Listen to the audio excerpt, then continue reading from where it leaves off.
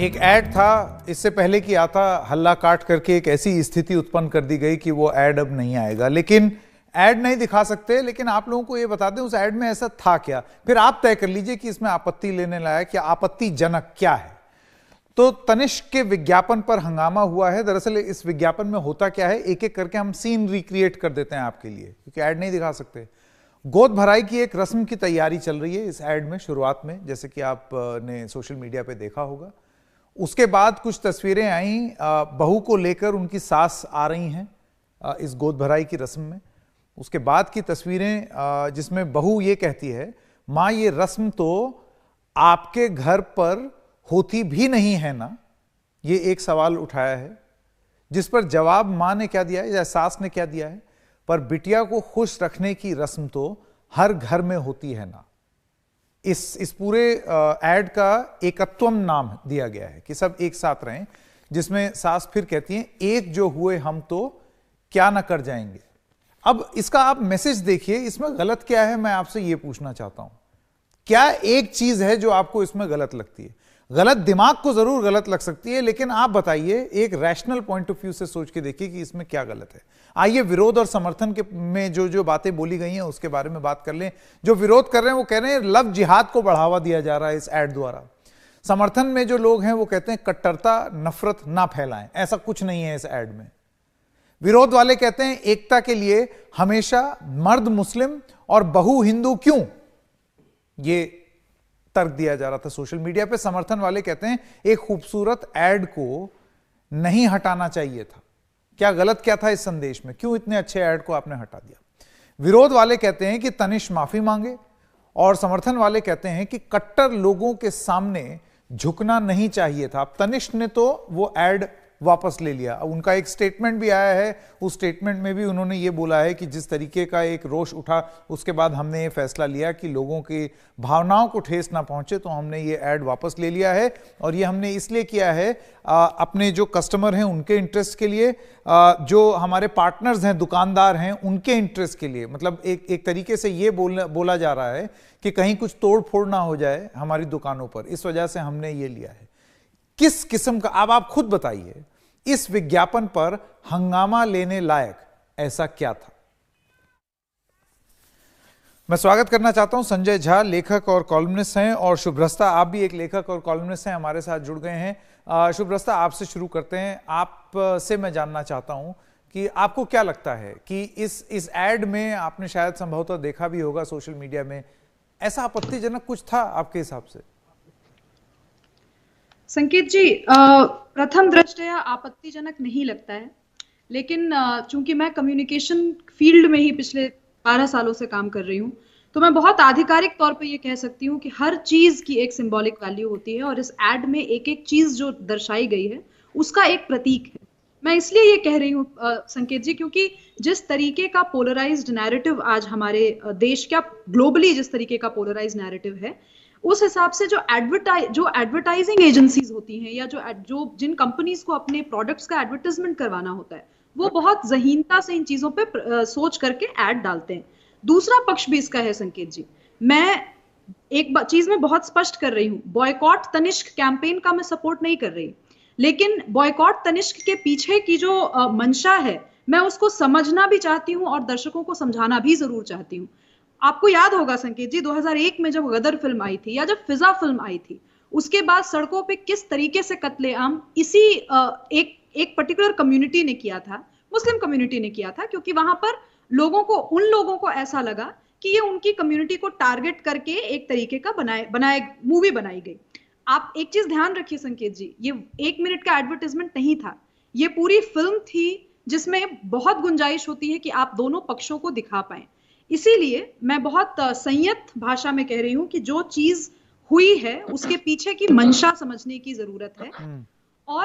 और दूसरी चीज ये है कि अगर आप मुझसे पूछें कि आपको इस एड में गलत क्या लगा, मुझे इस एड में कुछ गलत नहीं लगा, लेकिन मैं तनिष्क से जरूर ये एक्सपेक्ट करती हूँ कि इस तरीके का जब एड आया और वो कन्विंस्ड थे कि ये उनकी मार्केटिंग स्ट्रैटेजी ठीक है, तो उनको विड्रॉ नहीं करना चाहिए था। बिल्कुल। और अगर उन्होंने विड्रॉ किया जी, और अगर उन्होंने विड्रॉ किया, तो फिर वो दो पक्ष को दिखाने वाला अब जो जी भी एडवर्टाइजिंग संजय जी के पास अब मैं जाना चाहता हूं। संजय जी, आपने सुना शुभ्रता क्या कह रही हैं कि या तो आप ये कन्विक्शन रखते कि आप एक ऐड लाए हैं इस तरीके का, एक आप एकत्वम का संदेश देना चाहते हैं, तो जब उसके बाद रोष हुआ तो फिर आपको विड्रॉ नहीं करना चाहिए था।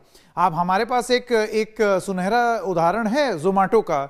जब एक आदमी ने ये बोला कि मैं एक मुसलमान राइडर से अपना खाना नहीं लूंगा, तो जोमेटो के जो लोग हैं, जो कस्टमर केयर जो हेड हैं, उन्होंने बोला कि खाने का कोई धर्म नहीं होता, अगर आप नहीं लेना चाहते मत लीजिए। तो इसी तरीके का संदेश तनिष्क भी दे सकता था। ये एड विड्रॉ करके अपना ज्यादा नुकसान किया है।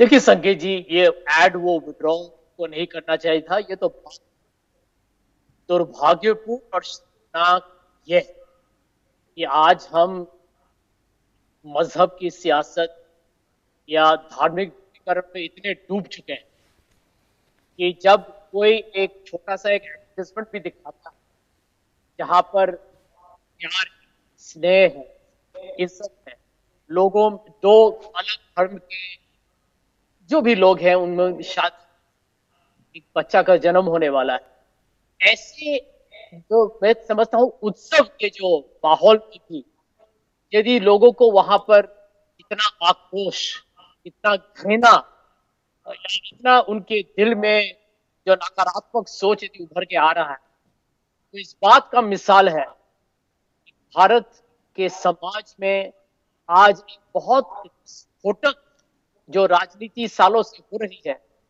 उसका ये एक तरीके से प्रतीक। और देखिए, सच्चाई का सामना किया जाए संजय जी, यहाँ पर ये भाषण से कुछ नहीं होगा।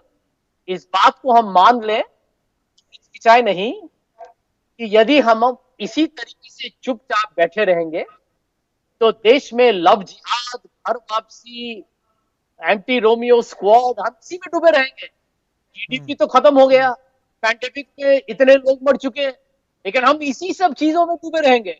और देश की प्रगति, देश में सहनशीलता, अरे ये महात्मा गांधी का देश है ये, और इस महात्मा गांधी ने दुनिया को दी, लेकिन भारत खुद गांधी के जो उनका कहा भारत। जी संजय जी, मैं आपके पास वापस आऊंगा। दरअसल आपकी ऑडियो में थोड़ी सी प्रॉब्लम आ रही है, थोड़ी अटक अटक के आ रही है, तो ये अगर ठीक हो जाए तो आपकी बात जरा बेहतर सुन पाए।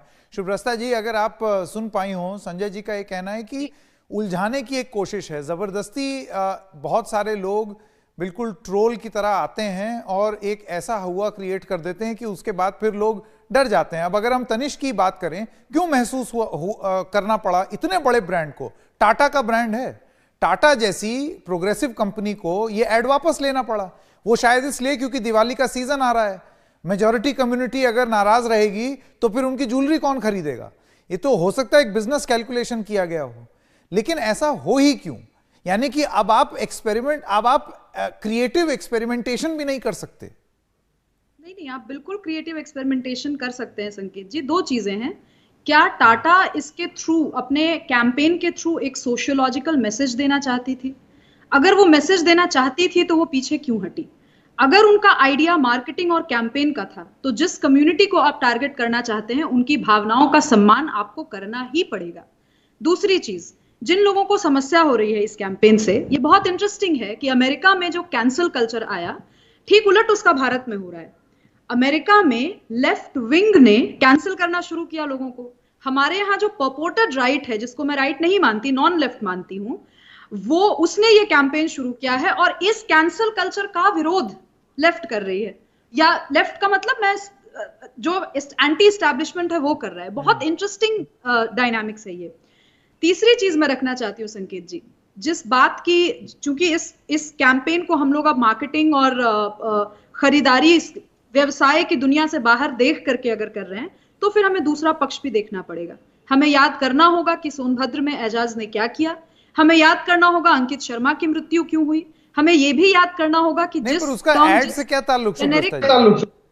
मैं भी कह रही हूं कि कोई ताल्लुक नहीं होना चाहिए, लेकिन चूंकि पॉलिटिकल पार्टीज इसके फलक को विस्तार कर रही हैं, चूंकि वो इसको एक मार्केटिंग कैंपेन की तरह नहीं देख रही हैं, इसमें राजनीतिक पुट ढूंढ रही हैं। मैं तो कह रहा हूं, चलिए एक सेकंड के लिए शुभ्रता जी, अगर मार्केटिंग कैंपेन, आप राजनीति हटा दीजिए, आप मार्केटिंग कैंपेन हटा दीजिए, एक संदेश की तरह अगर इसको देखा जाए तो आप मुझे बताइए इसमें क्या गलत है? इसमें अधूरा संदेश है और ये फ्रीडम ऑफ एक्सप्रेशन है। किसी ने वायलेंट तरीके से तनिष्क को जाकर के नहीं कहा कि आपको ये ऐड हटाना पड़ेगा। बहुत डेमोक्रेटिक तरीके से लोगों ने प्रूफ के साथ बात रखना शुरू किया कि आपने एक पक्ष दिखाया, दूसरा पक्ष दिखाइए। दूसरी बात, ये बात गुजरात पे मुझे एग्जैक्टली अभी ध्यान नहीं आ रहा है, गुजरात के किसी शोरूम ने लोगों से माफी मांगते हुए तनिष्क के शोरूम में ही ये चीज डाली कि इस ब्रांच, ये जो ब्रांच है वो हमारे अपने ऐड को एंडोर्स नहीं करता। ये क्यों हो रहा है? ग्राउंड पे जो रियलिटी है उसको समझने की आवश्यकता है। नहीं, लेकिन वो मैं आपकी बात मान रहा हूं, लेकिन जरूरी नहीं है ग्राउंड पे सारी चीजें अगर लोग जो मानते हो वो सही हो। अब मेरा ये मानना है कि तनिष्क ने ये ऐड वापस लिया, शायद इसीलिए उनको फीडबैक ये मिल रहा होगा कि भाई सामान ही नहीं बिकेगा, जो इश्तिहार देने का जो मुख्य उद्देश्य था वो जब वही पूरा नहीं होगा। तो आपने एक्सपेरिमेंट किया संजय झा। तनिष्क से मेरा जो सबसे बड़ा सवाल है वो यही है कि आपके अंदर अगर कन्विक्शन नहीं था तो फिर आपने इस तरीके का संदेश देने की कोशिश क्यों की?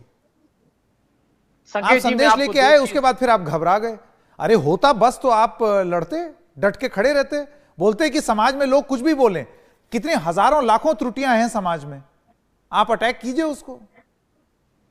संजय जी, मैं दो चीज संक्षेप में जवाब के तौर पे आपको कहना चाहूंगा। सबसे पहले, और ये मेरे कुछ मित्र हैं टाटा ग्रुप में, और उनमें से एक ने मुझे इस बात पर बहुत यकीन से उन्होंने मुझे कहा कि टाटा ग्रुप ने यदि ये तो भी उनका जो एडवर्टाइजमेंट था कि उसको वापस लिया है, तो ये इसी हालात में लिया होगा यदि उनको डर होगा कि जो कर्मचारी, जो भी के कर्मचारी हैं या उनका जो भी जो कहते हैं उनका जो प्रॉपर्टी है, उस पर शायद उनको धमकी मिला होगा कि कुछ हो सकता है, कुछ नहीं। वो तो उनकी स्टेटमेंट की लास्ट लाइन में है ही कि हमने अपने कर्मचारियों की सुरक्षा के लिए और जो पार्टनर्स हैं उनकी सुरक्षा के लिए कदम लिया। बिल्कुल बिल्कुल, मैं समझता हूं कि उन्होंने कहा कि उस पर उनको बहुत ही एक तरीके से साफ तरीके से उनको किसी ने एक तरीके से चेतावनी दिया है कि आप जरा संभल जाइए, इसको हटाइए, वरना यदि कुछ नतीजे आपके हाथ से निकल जाएंगे, किसी को नुकसान हो जाएगा या किसी की जान चली जाएगी, तो मुझे लगता है उस चिंता को लेकर उन्होंने विज्ञापन को हटाया। दूसरी बात, आप वापस जाइए कि पिछले साल सर्फ एक्सेल का वो ऐड था, आप उस पर जाइए जहां पर एक छोटी सी लड़की, एक बालिका, एक छोटा सा एक मुसलमान लड़का को होली के दिन में कि ताकि उसके कपड़े गंदे न हो, वहां पर उन्होंने सर्फ एक्सेल का एक ऐड निकाला। आप देखिए कि उस समय भी यूनिलीवर का ऐड, उस समय भी सोशल मीडिया में जिस तरीके के गंदे लफ्जों का इस्तेमाल किया गया, एक सांप्रदायिक राजनीति को पूरी तरीके से घोष मिला के उसको तरफ बांटा गया, की गई, और वहां पर फिर एक बार देखा कि भारत का जो एक संस्कार और संस्कृति उसको, उसका गला घोटा जा रहा है कि आप मुसलमानों पर हमला कीजिए, उनको आप डराइए, धमकाइए, उनको बताइए कि भारत नहीं। मैं तो बस इतना जानता हूं कि हम लोगों ने, मेरे पास समय खत्म हो गया शुभ्रस्ता, वापस आऊंगा मैं आपके पास, लेकिन स्कूल में जो हम लोग प्रेयर के टाइम पे सीखते थे ना, मुझे तो ये ऐड बिल्कुल वैसा ही लगा कि मजहब नहीं सिखाता आपस में बैर रखना। और फिर अगर ये बोला जाए कि समाज की जो संवेदनशील होना चाहिए समाज के प्रति, वो ठीक है, लेकिन समाज की त्रुटियों के प्रति संवेदनशील रहें आप, वो कहां तक सही है? और यहां वाकई जो जैसे शुभ्रस्ता ने बोला, ज्यादा बड़ी खबर ये नहीं है कि ऐड पर आपत्ति हुई हो, तो जितने लोग उतनी बातें। ऐड वापस ले लिया आपने, कन्विक्शन नहीं दिखाया, इतनी बड़ी कंपनी अपने आप को प्रोग्रेसिव कहने वाली, ये कौन सा न्याय है? छोटे से ब्रेक के लिए रुक रहे हैं, अभी हाजिर होते हैं।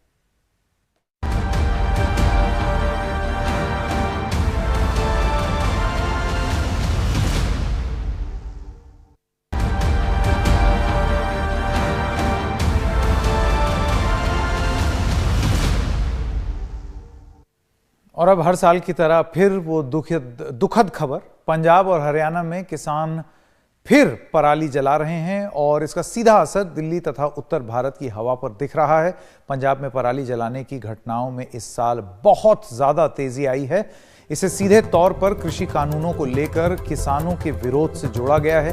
दिल्ली में वायु प्रदूषण का स्तर रेड लेवल के पार हो चुका है अभी से ही। फरवरी के बाद से पहली बार दिल्ली में वायु की गुणवत्ता खराब हुई है। लॉकडाउन के दौरान बहुत सुधर गई थी ये हवा की जो गुणवत्ता है, AQI इंडेक्स जिसे कहते हैं। पंजाब में इस साल पराली जलाने के मामले 4 गुना बढ़ गए हैं। हरियाणा में गांव वालों ने अधिकारियों को खदेड़ भी दिया।